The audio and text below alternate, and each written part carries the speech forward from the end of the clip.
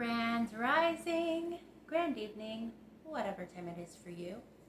So I have been on a bit of a eclipse hiatus as of late, and as I've shared many times, I do what I'm guided to do when I'm guided to do it. And as of late, during this eclipse window between the 12th, I believe, and the 28th, I've been guided to check out and tune in. There's a lot of insight and information that I've received during this time, a lot of revelation and things that have been brought into my conscious awareness. And the energy is fast, very fast. Processing speeds are faster.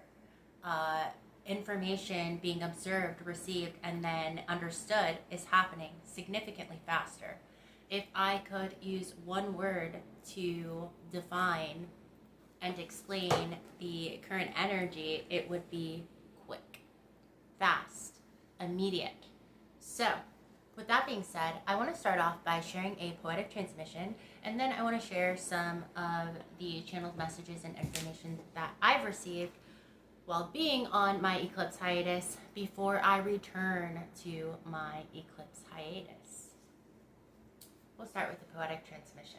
I really do hope that you all are doing well and you're moving through this energy with as much groundedness and stability as you can. I know that can be a bit difficult when the energy is so fast and intense. There is like a lot of pressure and movement that I'm recognizing and that I'm seeing, both at a macro level and a micro level, both in my interpersonal life as well as out here in the online ethers, interwebs.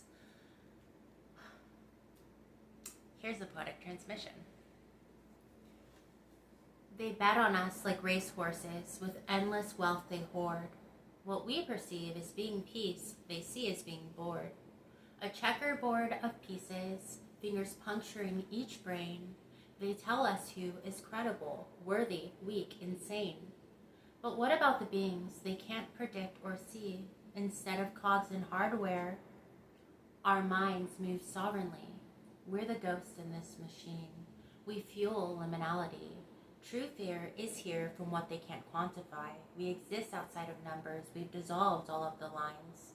We do not seek safe exit. We do not run and hide. We recognize discomfort is a worthy sacrifice to activate third eyes. We move and shake within this system matrix beast without becoming components, a piece of the machinery. We move around resistors. We glide over the chips. We let short-circuit circuitry flow between our lips. And every program software they try to install, we analyze, integrate to deprogram them all. They worry not of pawns who play the left or right, those who claim all dark or to embody all light. Evolution, revolution exists within the seams. At the center of oscillation between polarities, we see, we breathe, we lead. I'm going to pause this for just a second and turn off my fan. I'm back. So what I want to share with you guys today is something that I've recognized about the energy. When it comes to energy returning, it is happening in an almost instantaneous way. In my own interpersonal life, I've seen it with my own eyes. I've seen energy be exuded or put out by someone, and I've watched it return to them within a matter of a 20-minute period in the form of another. This is being very much highlighted to me at this time by my guides, because not only have I seen this play out in my own interpersonal life, I've also experienced it, but I'm seeing it happen at even a macro level, like in the mainstream media, here online. People are receiving back the energy that they are putting out, fueled by held intent, at like a warp lightning speed. And outside of that, the energy in general is very fast. I'm recognizing that. So, as a neurodivergent woman, I do a lot of internal processing. I pick up a lot of sensory data throughout my day. Everything I've heard, everything I've felt, everything I've seen, everything I've smelled, everything I've touched. All of this sensory data. I even pick up micro expressions. I pick up the microcosms inside of my everyday experience. And every night I do, this is something that happens automatically. I do not have control over it, but I process this data. And a lot of times this is how I am able to piece things together or pull the data, knowledge, wisdom, and information from my daily experiences that directly correlate to a idea, a thought form of or a download that has been processing in my subconscious. It is a time when my puzzle pieces fuse and come together to create a whole full picture that is then brought into my conscious awareness. That processing speed is lightning fast at this time, almost to a degree that it's a bit overwhelming. Now, I've spoken to others, as well as a few members of my soul tribe, and they are having a very similar experience. The energy is fast, it is intense, and it is happening. And it almost in a way that can be ungrounding. So I just wanted to share that I'm on this cosmic ride with you. And if you're having that experience, I don't feel that it's right to say to ground, because this what I'm picking up on with this current energy, specifically in this eclipse window, I don't even believe that we're meant to ground as much as we are meant to allow. It's like the energy is going to happen and it's going to move at the speed that it's moving. So instead of grounding, I'm going to replace that with allow. Allow the energy to move and allow it to move through you, allow it to move you, and be open and receptive to everything that is available for you to receive. Because it is a lot. It is, and it's very fast, visceral, palatable. It's here and it's happening. So yeah. A few other things that I recognize is, so I've been reading energy for a really long time. It's only been this past year, 2026, that I've been working very closely with my guides on reading intention, which is a bit different than reading energy. But it's something I'm still learning and still working on. But I did want to highlight this so that maybe you guys can look out in your own interpersonal life and see how this is happening. You see, the reason why I think that this is being highlighted in the collective right now is because this takes me back to a past download that I shared a while back, last year actually, where I was talking about that collectively we will get to a point where there is so much being fed to us, being projected towards us, being televised, that is fueled and full of illusion and mistrust, and that we would get to a point collectively where when we look out using our eyes, we would not be able to trust what it is that we are seeing, and that this phenomenon would push people inward. It would push us deeper into ourselves to connect with ourselves. And that we would see more people walking by faith and not by sight.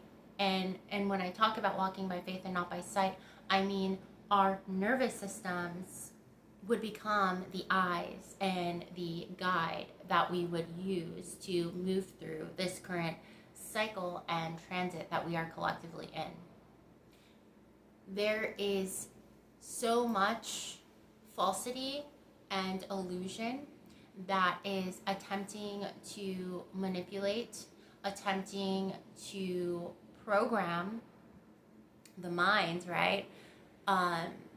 Attempting to place a veil and scales over the eyes, that what I was speaking about in that past download is what I believe is coming to pass right now. I'm seeing it happen. More and more individuals in our collective are realizing and recognizing that we can't trust what we see. We can't, because of these types of technologies that exist at this time and the things that have already been uncovered and realized collectively through the age of Aquarius, and all things that are being hidden and done in the dark being brought out into the light. That's been happening for quite a while now. And so because of this, a lot of us have gone within. We are trusting not two eyes, but the eye in the sky, the one eye, the most high eye. And that eye is directly connected to the heart space and your emotional body and your nervous system. So what I'm seeing is that even if someone or a conglomeration is projecting a reality towards you, or telling you something, or trying to sell you something and convince you of something, if it does not feel right in our energetic bodies, if it does not resonate as truth, we are stepping away. And not just stepping away, but we are questioning everything, which makes me so very happy and excited. It is through questioning. It is through inspecting. It is through seeking and introspecting and processing that you are able to separate the wheat from the chaff. I don't know if I said that correctly, the wheat from the chaff. The truth from illusion. I'm seeing an uprising of people utilizing their spiritual eye over these eyes, because we are it. This completely ties into the reading intent that I was just talking about. It is not so much that we are, it has to do with our discernment, right? That is being strengthened. And when you allow yourself to see through your emotional body, through your nervous system, through your emotional intelligence network, that not only does it strengthen your discernment, but it allows you to read intention, which is something that you cannot do simply by observing with your physical eyes. That is something that you feel into. That is something that takes questioning, assessing, introspecting, and processing to be able to do. That is you taking in all of the available data and not limiting yourself to what you take in while observing it without absorbing it. It is key. Now, I want to talk about reading intent a little bit from something that I wrote. So, circling back to the heightened speed that people are receiving back the energy that they put out and exude. I mean, it's happening almost instantaneously. And this is a beautiful and perfect time to reap the benefits of this fast moving, fast pace, and fast return of energy. The way that someone processes a return of energy can speak to held intention. And let me explain that a little bit. And this is just one of the ways, but this is something I do want to point out because it's something that was highlighted to me by my guides. If someone sends out energy and that energy returns to them, in a different form, a different person, a different experience, in a different way. One of the ways that you can read the intention that that person held when they sent that energy out is how they respond to receiving the very same energy that holds the same energetic signature, even if it's coming in a different form. The way that they respond to receiving that energy, that same energy back. That can speak to intention, but not always. So I want to break this down just a little bit. The way that someone processes a return of energy can speak to held intent, but not always. Energy is really, really fluid. So we process energy based on our own perceptual lenses and what is happening in our bodies, minds, and psyches. Our beliefs can also influence the way that we receive and process and exude energy, our insecurities, etc. Those things can change how we take in energy, how we exude energy, and read the intention. An energy that I receive and meet with curiosity,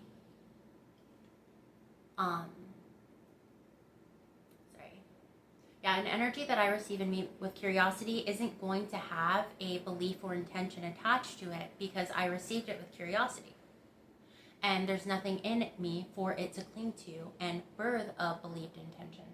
Whereas someone else could receive the same energy from me or someone else and meet it with judgment, because maybe there is a preconceived notion and held belief for it to cling onto within that person in their energetic body, which would cause that person to perceive the interaction as whatever energy within them it is clinging to, whether that be rude, aggressive, angry, same energy, similar circumstances, but the way that it is processed and experienced from person to person will change depending on who's receiving it. So I bring this up because this can be a really good opportunity to question and explore our inner biases, our beliefs, our insecurities that are affecting how we take in energy. Whether we are observing or subconsciously absorbing, whether we are projecting intention on others versus reading intention from a neutral, curious space, we can tell a lot about where the holes in our auric field are by what affects us and how we process things and how we receive others. So I brought that up to say that not only is this a time where you can read intention by observing how someone processes the return of the very same energy with the very same energetic signature that they put out, but you can also use this to take an inner inventory by recognizing how you process the energy that you exude when it is received back. I can tell you how I process the energy that I exude. I always meet it with curiosity. I'm someone who is wholly and fully driven by curiosity. Genuinely, I just want to understand.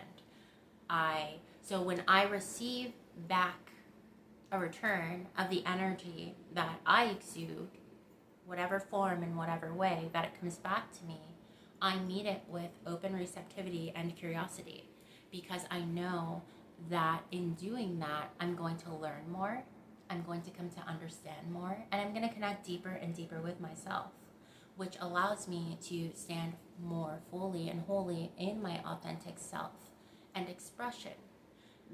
This also is a really good way to ensure that your presence, which is directly connected to the energy that you exude on this planet, is in alignment with your morals, your values, and who you know yourself to be.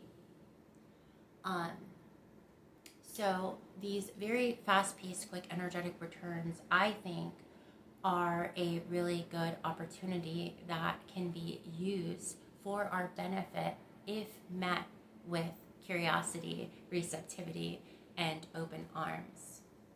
But you can also use that very same method and recognize at a macro level out in the world or in your interpersonal life and experience how people are processing the return of their energy and what they exude. And there is no right or wrong to this. All of it leads to more evolution. All of it leads to more awareness. All of it leads to more connection. So all of it is good, and it's for all of our highest good. Even if someone sends out energy with the intent of malice or harm, that will be highlighted when that person receives that energy back. If they are, in whatever form it returns to them, if they are hurt by it and feel like if there's a malicious, thing attached to that, that can highlight, what the held intent was in that person that sent it out. And likewise, someone sends out, loving and supportive energy. When they receive that energy back in another form, the way that they process and express what they received is going to be love and compassion, and it's going to be like a kind of like mirrored expression. Now, energy is very fluid, so this is not like, there's nuance always when it comes to the unquantifiable, right? And so I just want to mention that and keep that in mind. But there's a lot that you can come to understand and find if you are someone who is sitting and existing between the lines. And what I mean by that is,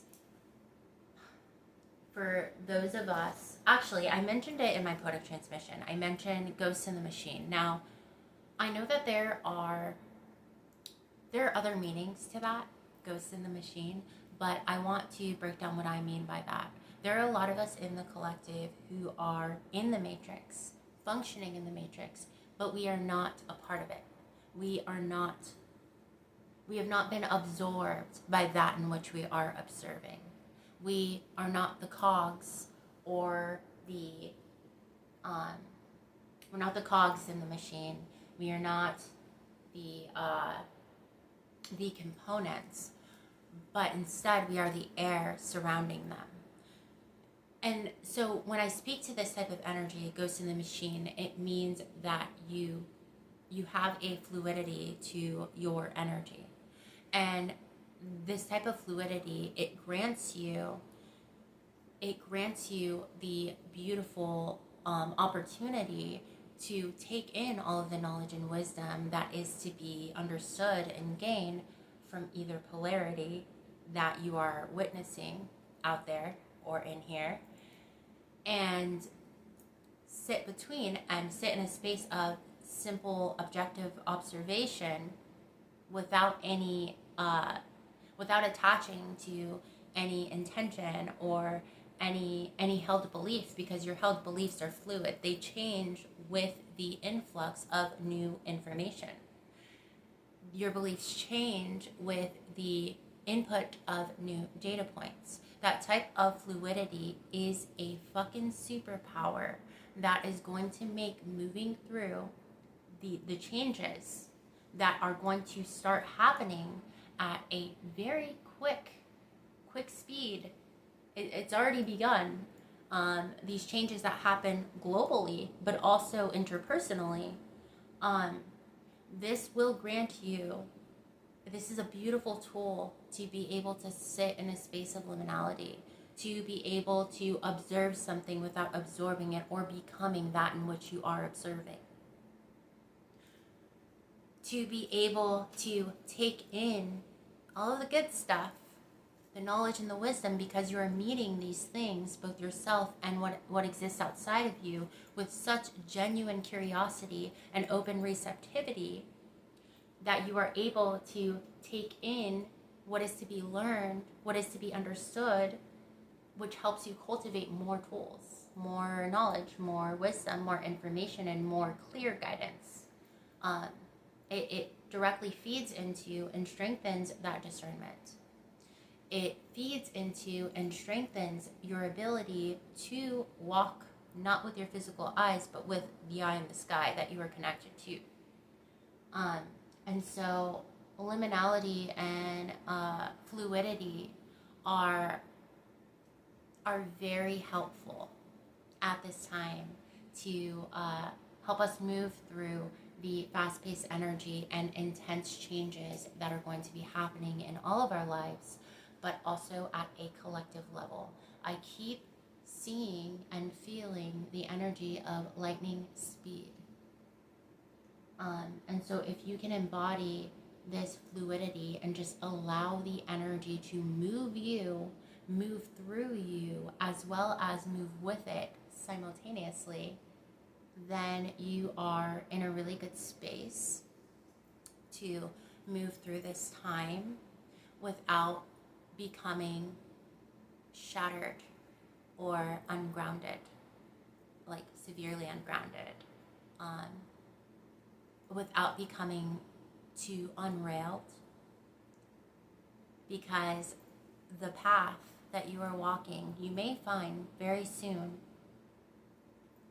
is going to do what it's going to do. And the reason why I think that this specific collective test is so important is because we are meant to just follow it. Even if we don't know where it is, a lot of internal revelations of changing course, changing your mind.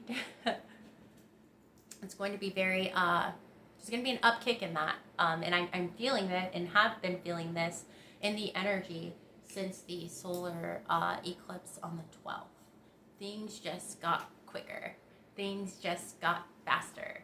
Things just got more convoluted and less seen and understood. But if you can sink into your energetic body and really tune into your nervous system, it is a tool that you have. And if you have been on this journey and been doing the work, then and your nervous system is regulated, you can use your nervous system as a tool to see through the illusions, through the programming, and through the falsities that are being projected at us, and we are being made to purchase, to go into agreement with. Anywho, I've been chatting for quite some time. I think it's time for me to step outside of the lines and go back on my my eclipse hiatus, because that's what I've been guided to do. I was guided to come on here and share just this info with you guys, but I feel like, checking out and tuning in, a lot of you guys might be feeling that too. And if you're feeling guided to step away, the world's not going to implode, right? If your intentions are pure and your heart's in the right space for doing what you do, then, and there's nothing else, like attached to it or under it, you can trust that. If what is meant to stay will stay, what you're guided to do, you'll be continuously guided to do, and it's okay to breathe, and it's okay to step away, and it's okay to check out and tune in, and it's okay to integrate, and it's okay to pause, and it's okay to go in another direction, and it's okay to change your mind, and it's okay to have the response that you have to the crazy changes in time that are currently happening. I mean, time is getting very strange, especially in this window. It's something I'm recognizing, but we move with it, and we allow it to move through us, and all will be okay. So that's all I had to share with you guys today. I'm sending you infinite pools of love to the universe and beyond, and I will talk to you guys later.